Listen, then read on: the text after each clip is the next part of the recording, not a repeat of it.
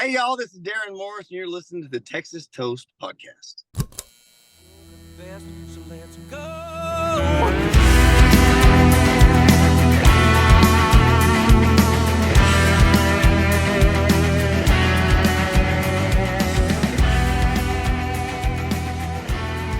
Cheers and everyone, welcome to the Texas Toast Podcast with Miss Helen. I'm so excited to welcome Darrin Morris, from Darrin Morris Band to the podcast. Hello, Darrin. How's your summer been?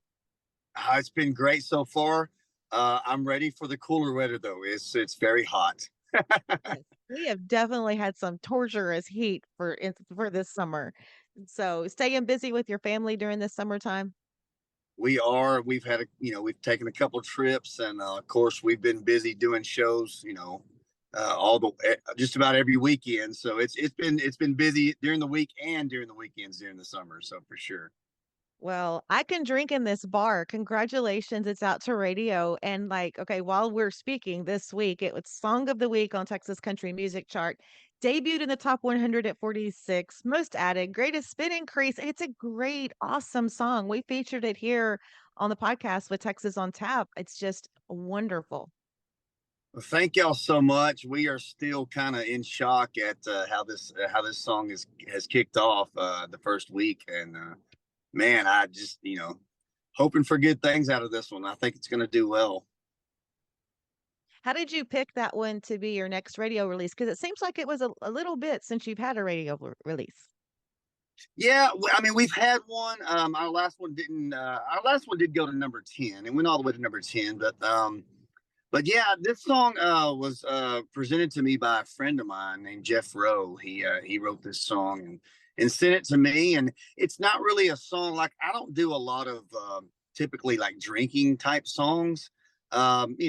Not that I wouldn't go out and have a drink or whatever with somebody, but I'm not really just the go out and drink all the time kind of person. But this song just really caught my attention. Just the whole message behind it, because really when you listen to the song, it's more about like really the breakup or the heartache that at some point in your life everybody goes through that, whether it's in high school or college or later in life with a divorce or whatever.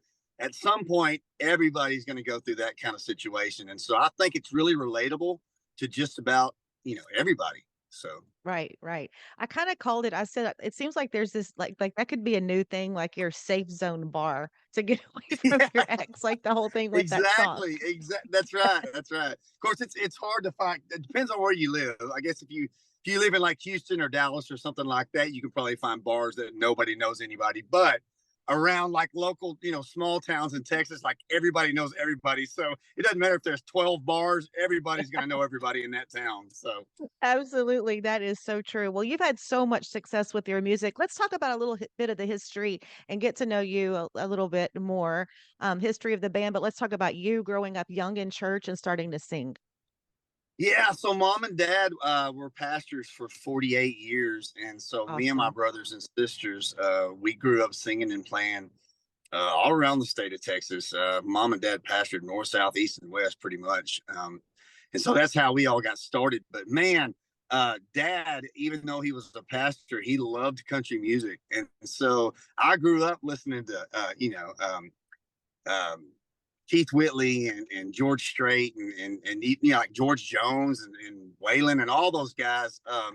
And so I just really attached and identified with country music from a very early age, and I've just always loved it. Even though I spent about 20 years doing praise and worship music before I ever started a career in country music. So, but yeah, and people tell me all the time they like we can hear both of those styles of music in your voice. Like we can tell like you come from a gospel background, but you also are very you very much have that country style in your voice as well. So Well, and it seems like, like when you go through your music library, there's just something about your songs that just have I can't explain it except like a special touch to it. I don't know, it's just a Darren Morris thing, I guess.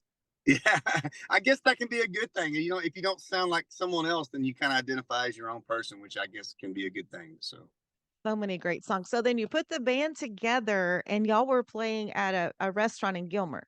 yeah, and again, like I hate to keep going back to this, but the whole band came out of a local praise and worship group. Me and all the members from the band played at the church. Hmm. And we just started a little bit at a time. We would go out, and we started out just playing acoustic shows at small little restaurants and things like that. And we would just play for food and tips, starting out. And just more and more people, started hearing about us. And at that time, all we did was cover songs. We didn't have any original music. We would just go out and do cover songs that we liked. And it just kind of, dominoed, or kind of a snowball effect, I guess, kind of happened.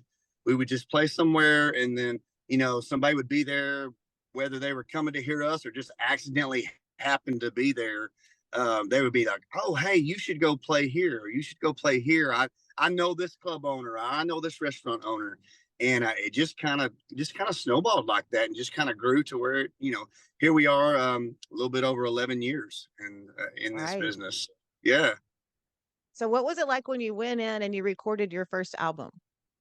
Oh, it was so awesome. Like, I had not Oh. experienced that. I had done a little bit here and there with, like, Christian music in the Mhm. past, but never really gone in and did, like, a full album, and just kind of felt that experience of how that works and everything. And it was incredible. I was like hooked. I was like, wow, I had no idea, this is what it was all about, but it was so fun. And matter of fact, I just went into the studio yesterday to work on two brand new songs that I just wrote. So hopefully those will be coming out probably next year, probably the first of next year.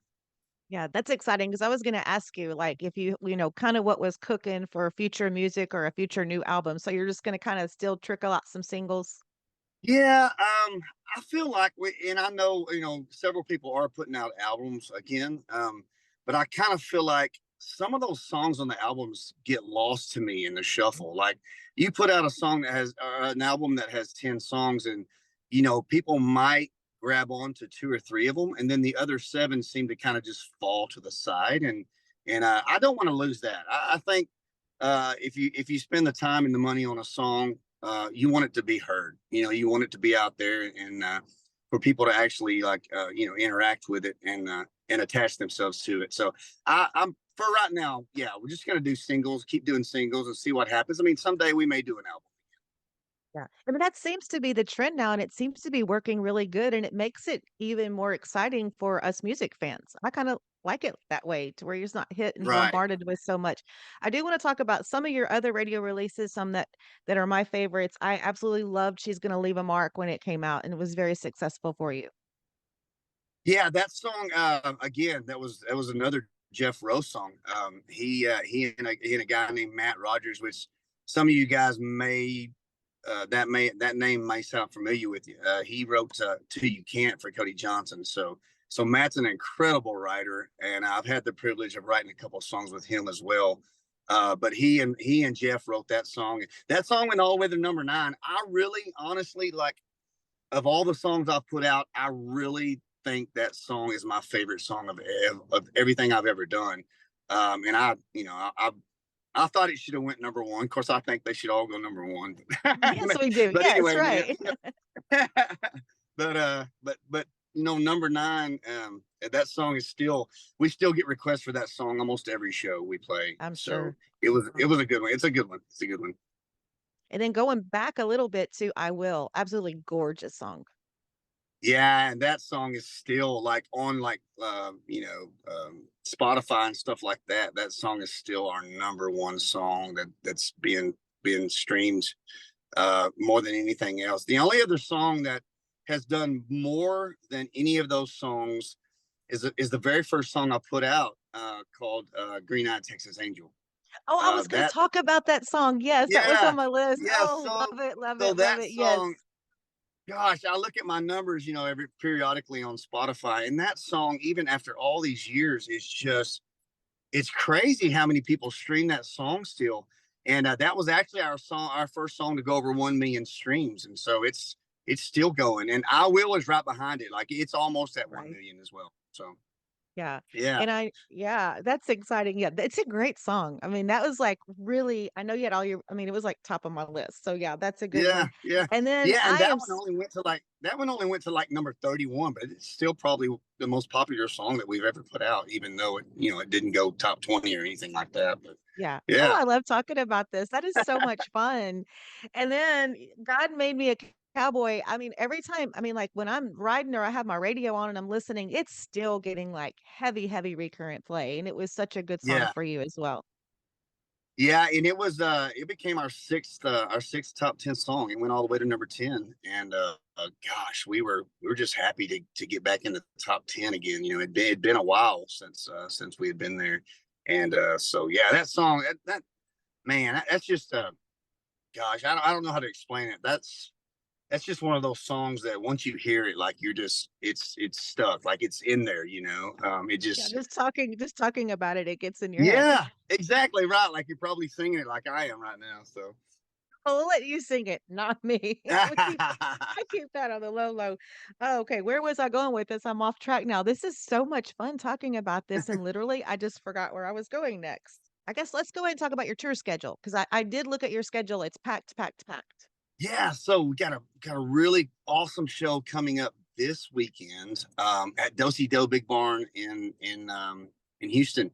With We'll be at Kate. Kate Watson. Yeah, and Kate Love Kate Kate. and her family, man, we're really really good friends, and we know we help each other out a lot on shows and different venues and stuff, and we've become really close, all of us.